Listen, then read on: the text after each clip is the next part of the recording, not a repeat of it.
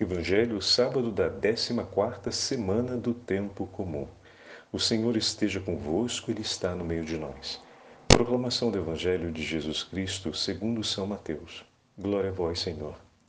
Naquele tempo disse Jesus aos seus discípulos: O discípulo não está acima do mestre, nem o servo acima de seu senhor. Para o discípulo basta ser como seu mestre, para o servo ser como seu senhor. Se ao dono da casa lhe chamaram de Beelzebu, quanto mais aos seus familiares. Não tenhas medo deles, pois nada há de encoberto que não seja revelado, e nada há de escondido que não seja conhecido. O que vos digo na escuridão, dizei-o à luz do dia.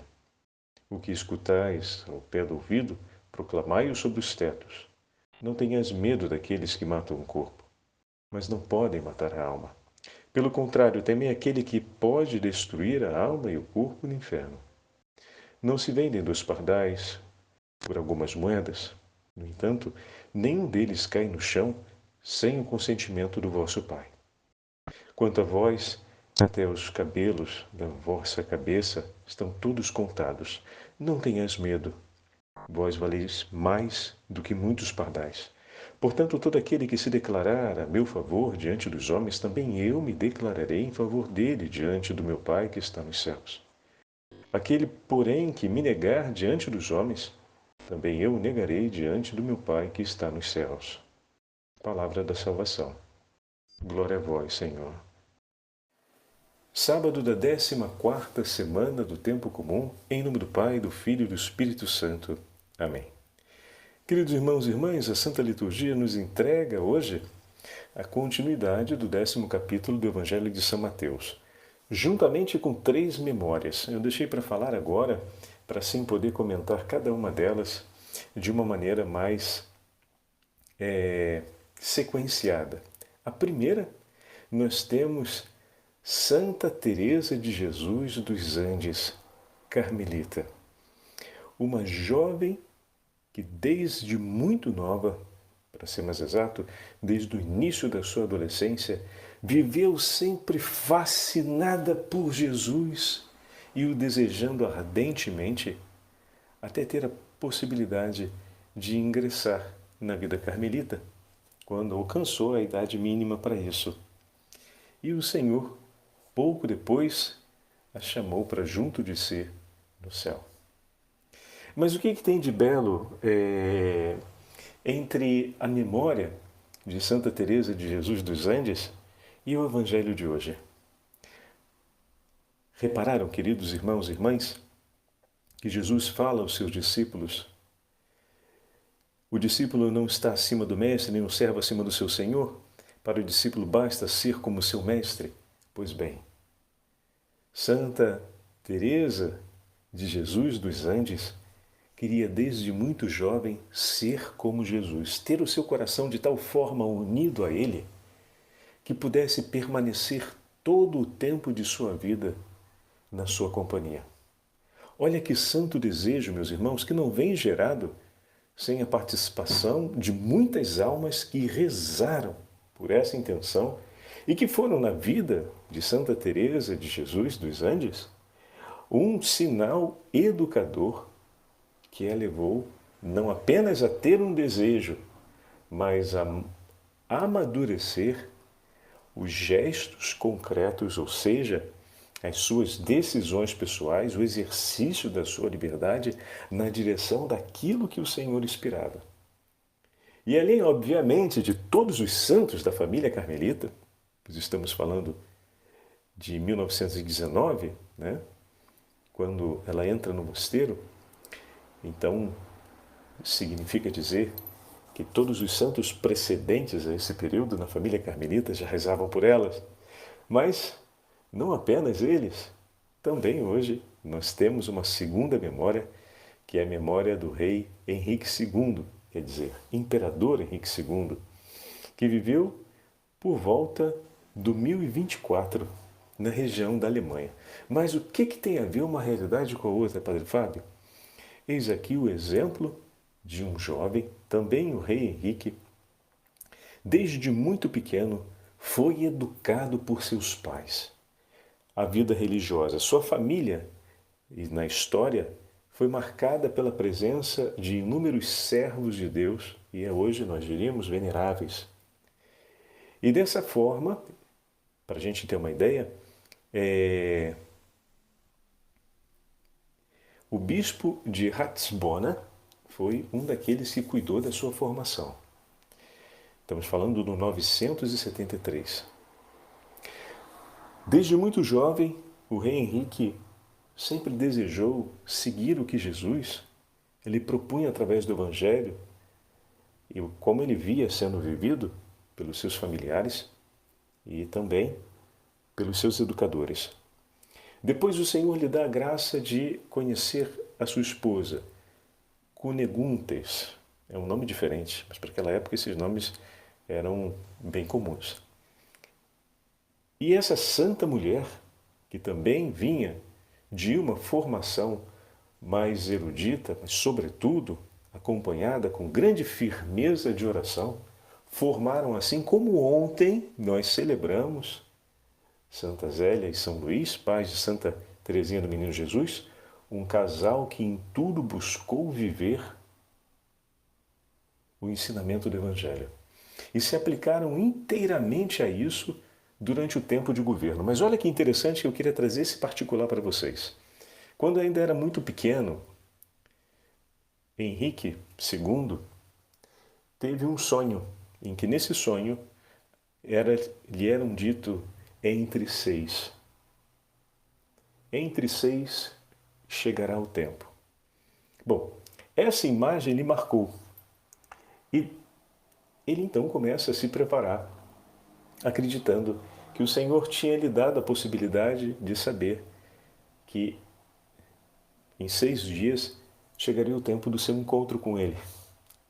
Completaram-se os 6 dias e isso não aconteceu. O que o pequeno Henrique fez? Bom, então eu devo ter entendido errado. Devem ser 6 meses.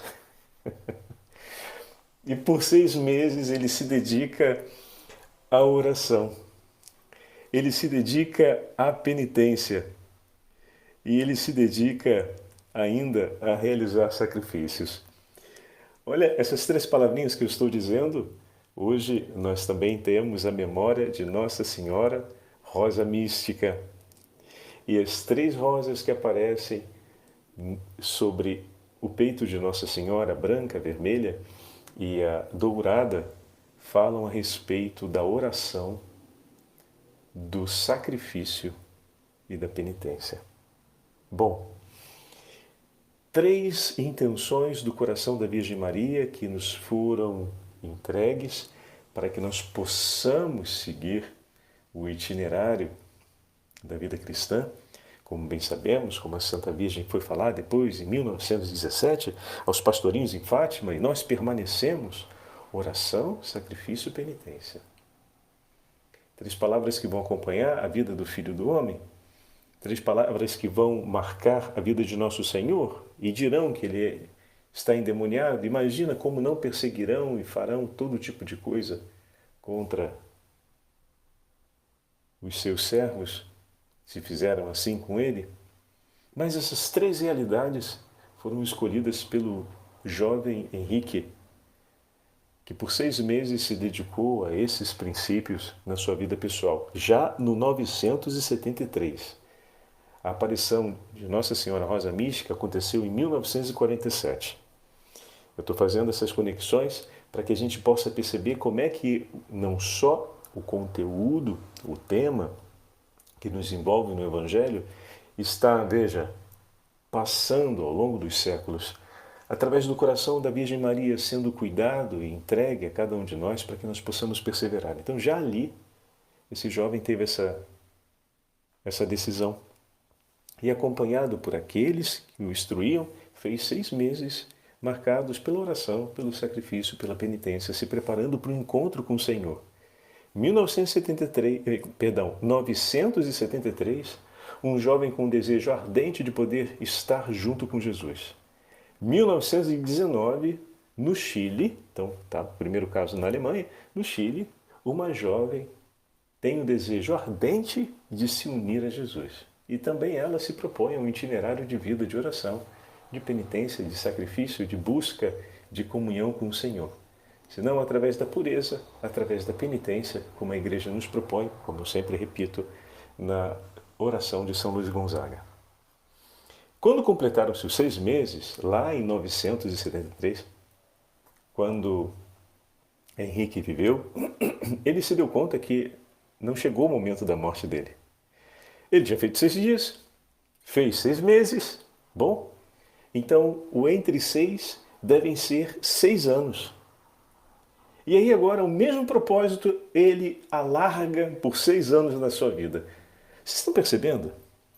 Às vezes a gente, quando completa um propósito, a gente já diz, bom, chega, basta. Não, já fiz, agora vamos dar um tempo. A gente está vendo aqui, esse jovem, em 973, não abrindo mão daquilo que o Senhor lhe revelou em sonho, de maneira privada, que ele estivesse preparado entre 6, que ele não sabia se eram dias, meses ou anos. O que acontece é que o coração desse jovem sempre quis corresponder àquilo que Jesus lhe mostrou. E ele se empenhou desde aquele momento a estar sempre se preparando para estar na companhia de Jesus.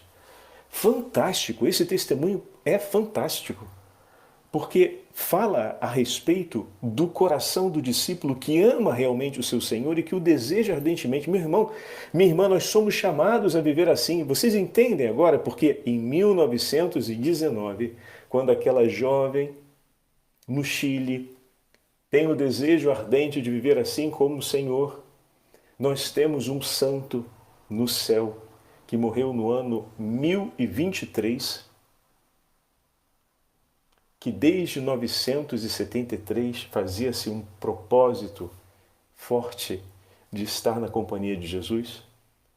Olha que alegria, como nos céus o Senhor não confiaria ao coração de quem assim desejou viver e buscou viver a sua inteira vida, não confiaria a intercessão por essa pequenina jovem, juntamente com toda a família carmelitana, é óbvio, para que ela pudesse ir adiante no propósito e viver como o Senhor lhe havia inspirado no coração.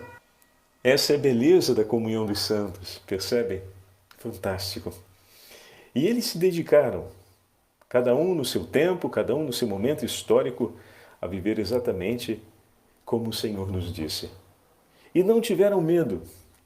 Não tenhas medo, o Senhor bem repete 3 vezes hoje no Evangelho. Não tenhas medo. Temei apenas estar longe do Senhor. É aquele que pode, de fato, lançar a alma na geena e levar a perecer o corpo. O único temor que devemos ter é aquele de permanecer longe de Deus, de terminar a vida separado dele. Os fios de cabelo, o valor da nossa vida, cada um dos nossos dias, tudo isso está no coração do Senhor e eles entregaram ao Senhor. Agora, só para completar lá a história do imperador Henrique II, São Henrique II, sabe o que aconteceu? Naqueles 6 anos que ele se propôs, ele foi, no espaço entre 6 anos, que ele fez o seu propósito, aconteceu que, imprevistamente, por conta de algumas mortes, ele termina sendo proclamado ainda muito jovem, ou seja, antes da sua idade, ou da idade que seria esperada, ele vem proclamado imperador. Se casa com Cuneguntis, que vai ser a sua esposa, uma santa mulher, que o acompanhará no governo. Por longos anos, ele vai ser imperador da Alemanha. Até o momento em que ele parte. E vocês acham que quando ele se torna imperador, então ele falou, bom, finalmente acabou o propósito? Não, senhor.